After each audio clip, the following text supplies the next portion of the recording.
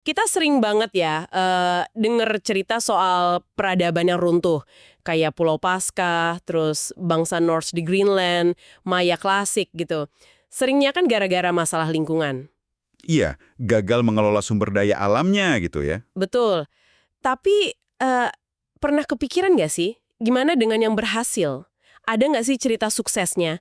Nah, materi yang Anda share ini, terutama bab 9 soal jalan berbeda menuju keberhasilan, kayaknya fokus ke situ ya, ke masyarakat yang justru nemu cara buat hidup lestari.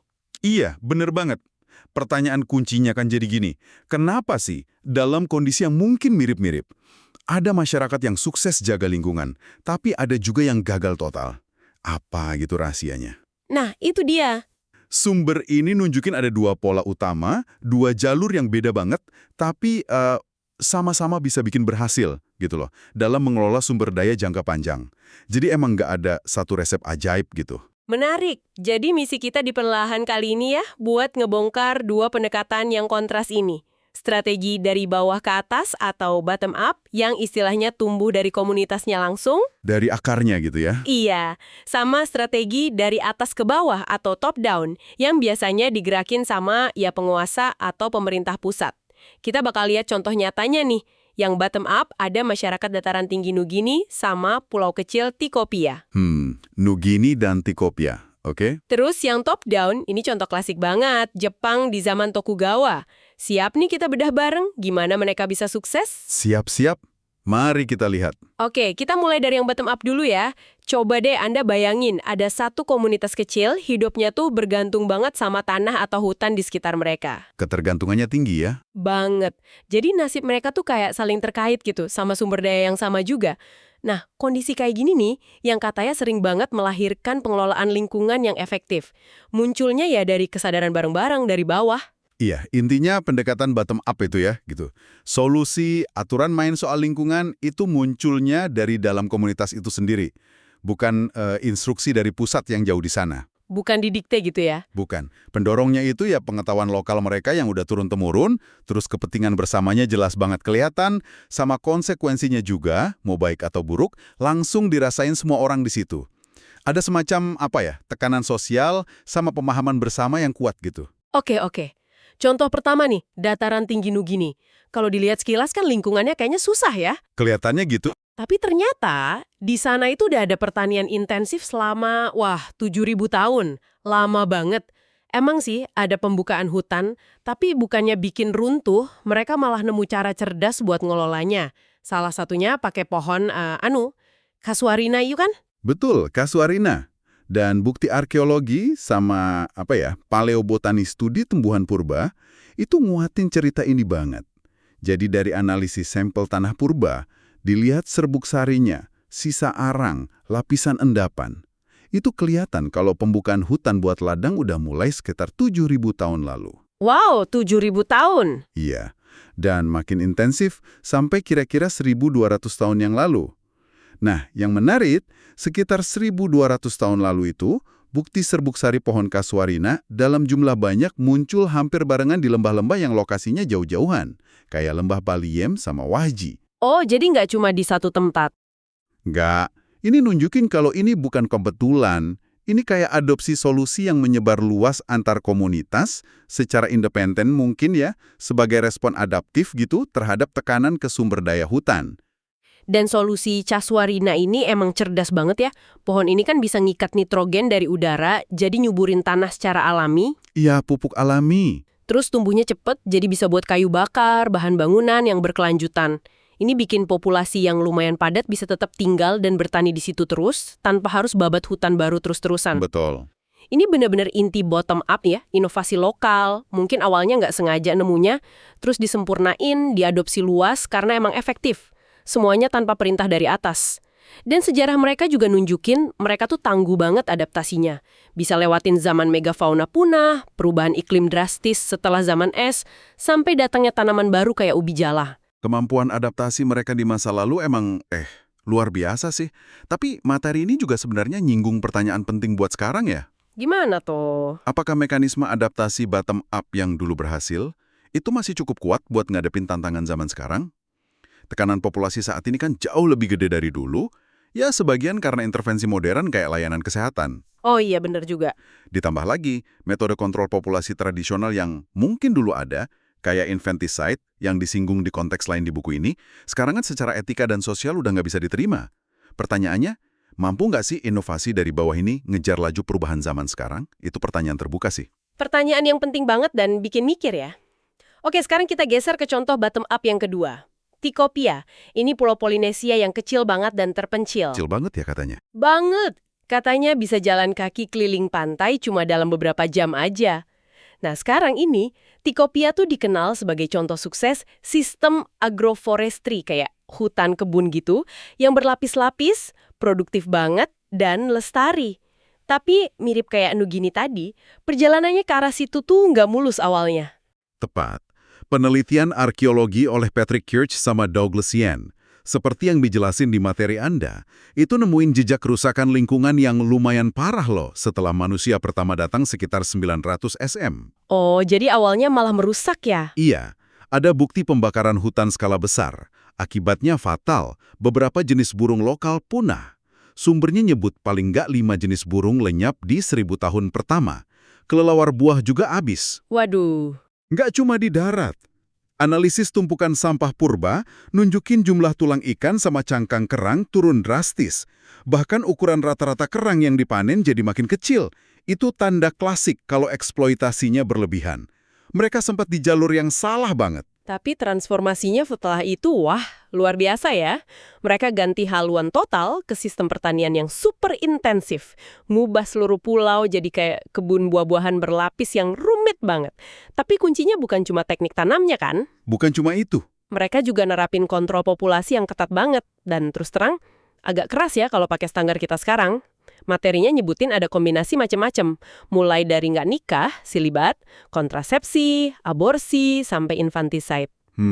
Keras ya metodenya. Bahkan ada praktik misi bunuh diri dengan belayar tanpa tujuan, terus ada pengusiran paksa juga, dan mungkin nih keputusan pengelolaan sumber daya yang paling bikin kaget, mereka secara sadar musnahin semua babi di pulau. Babi? Padahal kan biasanya berharga ya di Pasifik. Iya, justru itu yang bikin, wah kok bisa? Di budaya Pasifik lain kan babi itu aset penting, simbol status. Betul.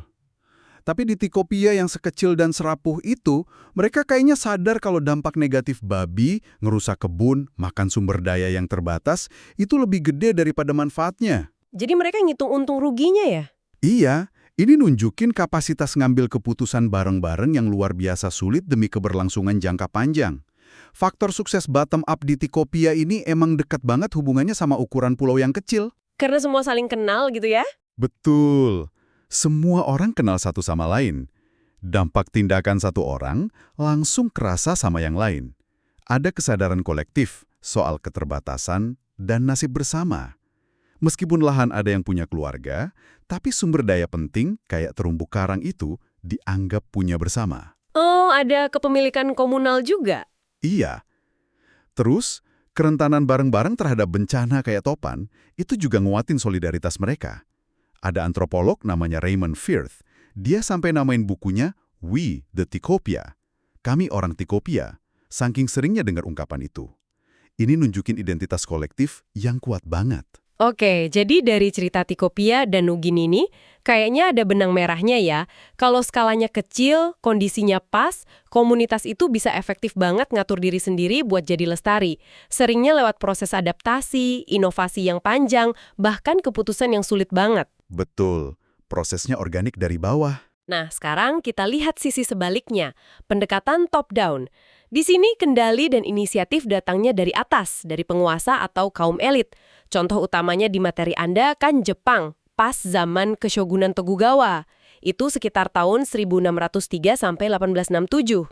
Menariknya nih, Jepang di awal era Tokugawa itu justru lagi ngalamin krisis lingkungan yang parah loh. Loh, kok bisa? Kirain langsung bagus? Enggak. Ironisnya, krisis ini malah dipicu sama keberhasilan rezim Tokugawa nyiptain damai dan stabilitas. Akibatnya, populasi meledak, pembangunan di mana-mana. Hasilnya, deforestasi, pembabatan hutan yang luas banget dan bikin khawatir. wah jadi damai malah bikin masalah lingkungan ya? Bisa dibilang gitu awalnya. Penyebabnya banyak. Bangun kastil-kastil megah buat shogun dan tuan tanah, daimyo. Materinya ngasih gambaran 3 kastil terbesar shogun pertama aja itu ngabisin kayu setara hutan seluas 10 mil persegi. Gila, gede banget.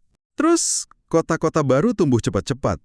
Butuh kayu buat bangun ulang kota habis kebakaran besar. Kayak di ibu kota Edo tahun 1657 itu. Bikin kapal juga butuh kayu banyak. Belum lagi kebutuhan kayu bakar sama pupuk hijau dari dahan dan daun pohon. Kebayang sih tekanannya ke hutan jadi besar banget. Terus dampaknya gimana? Dampaknya mulai kerasa banget dan ngancam stabilitas. Kayu jadi langka dan mahal.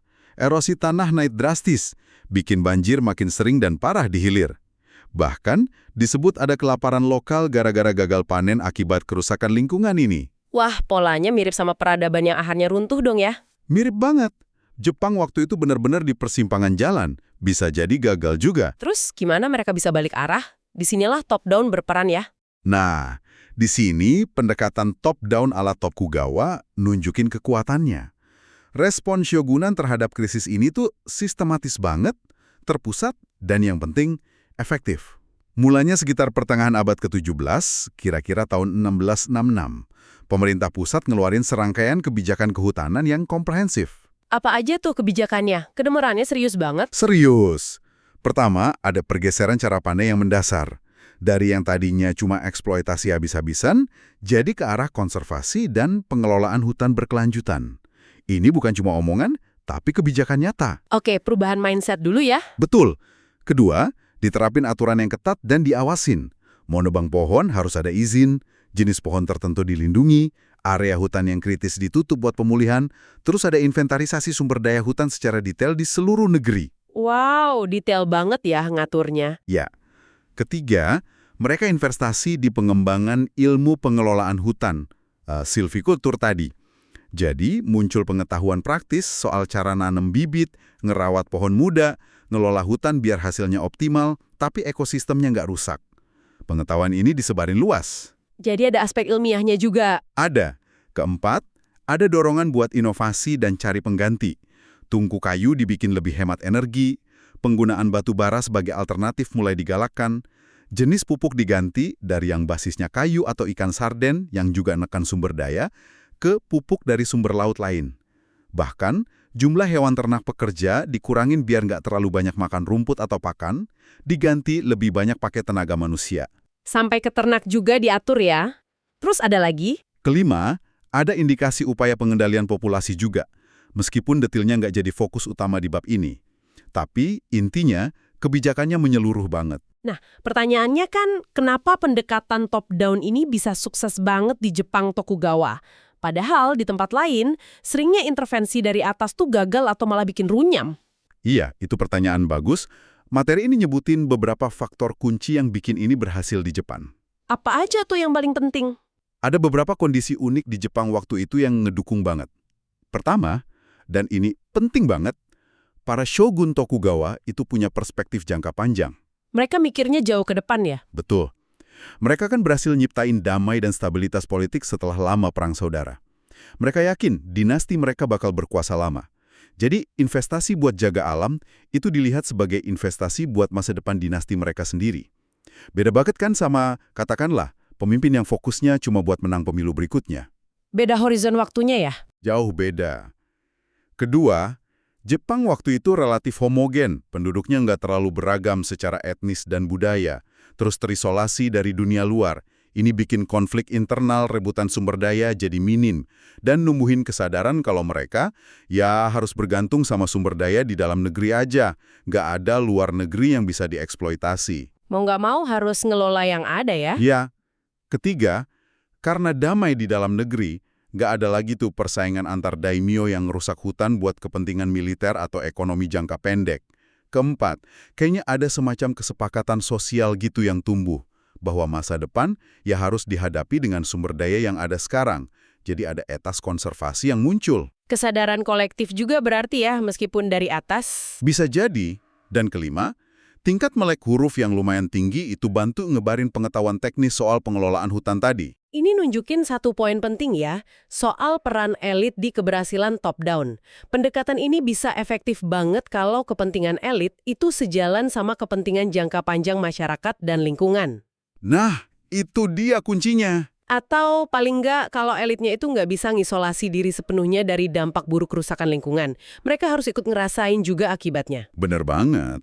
Kalau kasus Tokugawa, para penguasa akhirnya sadar kalau kelangsungan ekonomi dan kekuasaan mereka sendiri itu terancam sama krisis lingkungan.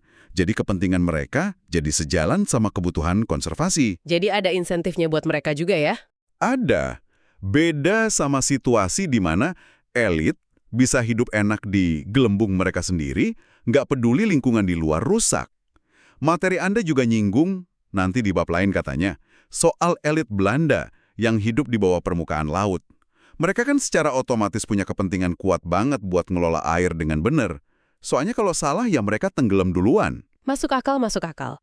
Jadi dari obrolan kita sejauh ini, kelihatan jelas ya ada dua model sukses yang beda banget, dua jalan kayak judul babnya, ada model bottom up yang sukses di komunitas kecil dan erat kayak Nugini dan Tikopia, di mana tekanan sosial dan kesadaran kolektif jadi mesinnya. Betul, dari akar rumput. Terus ada model top-down yang efektif di negara besar dan terpusat kayak Jepang Tokugawa, di mana pemerintah pusat punya kekuatan dan visi buat nerapin kebijakan skala nasional. Nah, terus gimana dengan yang di tengah-tengah? Ini salah satu poin paling menarik sih yang disinggung di materi Anda. Potensi kesulitan yang dihadapi masyarakat yang ukurannya nanggung atau menengah. Contohnya disebut Pulau Manggaya.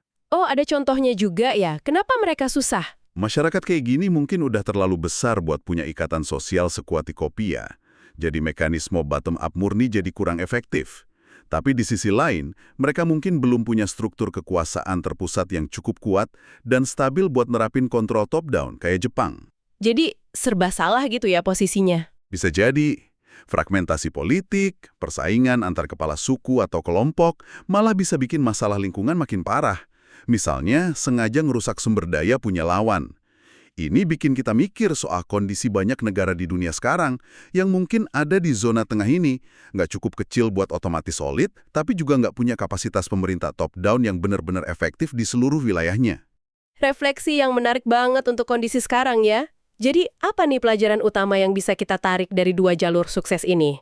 Yang paling dasar mungkin ya, bahwa keruntuhan lingkungan itu bukan takdir yang pasti terjadi. Sejarah nunjukin kalau masyarakat itu bisa kok nemuin cara hidup berkelanjutan. Bisa, meskipun caranya bisa beda-beda banget. Betul. Tergantung strateginya. Kunci suksesnya, mau jalurnya bottom up atau top down, kayaknya sih ada beberapa elemen inti ya. Pertama, kesadaran soal pentingnya jangka panjang. Kemampuan buat ngeliat lebih jauh dari keuntungan sesaat. Visi ke depan ya. Iya. Kedua, adanya struktur sosial atau pemerintahan yang pas sama skalanya masyarakat itu dan mampu buat ngedorong atau negakin keputusan bersama. Ketiga, dan ini penting banget, kemampuan buat adaptasi dan berubah. Fleksibilitas ya. Iya, mengubah praktik, teknologi, bahkan nilai-nilai kalau emang terbukti merusak. Keberanian orang Tikopia musnahin babi kesayangan mereka atau perubahan radikal kebijakan hutan di Jepang itu bukti nyata kapasitas adaptasi ini. Tanpa kemauan buat berubah, ya susah buat berhasil.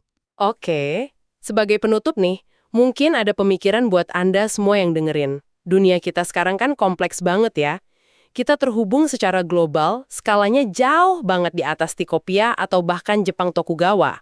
Jauh lebih besar dan rumit. Tapi kita nggak punya satu pemerintah dunia yang efektif buat nerapin kebijakan lingkungan secara top-down. Di sisi lain, kita juga terlalu besar dan beragam buat ngandelin mekanisme bottom-up murni kayak komunitas kecil. Nah, dalam kondisi serba nanggung kayak gini, jalur mana ya yang paling menjanjikan buat kita? Pertanyaan bagus itu. Mungkinkah masa depan keberlanjutan global itu adanya di kombinasi yang cerdas antara keduanya? Aksi-aksi lokal dari bawah, tapi juga didukung sama kebijakan dan kesepakatan yang lebih kuat dari atas. Gimana cara nyimbangin dua dorongan ini secara efektif? Wah, ini tantangan besar sih, tapi layak banget buat kita pikirin bareng-bareng.